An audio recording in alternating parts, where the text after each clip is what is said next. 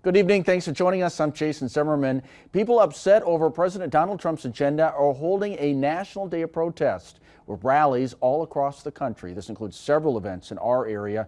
Organizers opposed the president over his handling of immigration, the economy, and several other issues. Plus, Elon Musk for his efforts to downsize the government through Doge. New at 6, Jamal James spoke to people at two different rallies. He's live in the Fox Valley newsroom. Jamal. Jason, the hands-off protest held at Houdini Plaza in Appleton and Opera House Square in Oshkosh saw a massive crowd of people with multiple organizations like the Democratic Party of Outagamie County and Forward Fox Valley organizing to criticize President Trump's handling of things like reproductive rights, racial equity, and more. In Appleton, 2,300 protesters stood shoulder to shoulder along College Avenue, spanning nearly 3 blocks.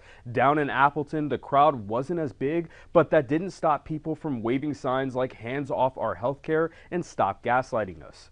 One woman we spoke with says she's protested since the Vietnam War, and she's doing this again because she believes in standing up for what she thinks is right.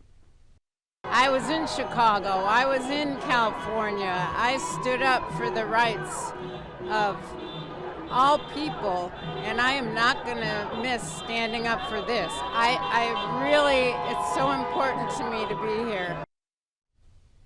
We also reached out to the Republican Party of Wisconsin with a representative saying, quote, "President Trump campaigned on slashing bloated federal bureaucracy, and he is delivering."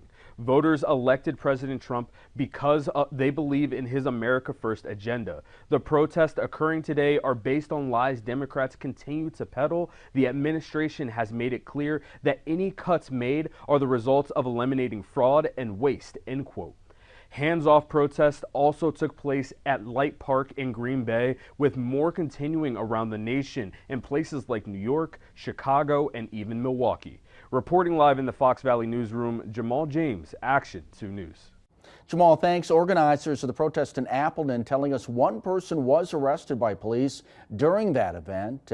They did release a statement. It says in part, quote, 2,300 people gathered to protest peacefully today, demonstrating our collective power against the current administration. While there was one minor incident between two individuals, our safety marshals and police liaisons acted quickly to de-escalate the situation and maintain a peaceful protest that lasted more than 2 hours without further incident, end quote.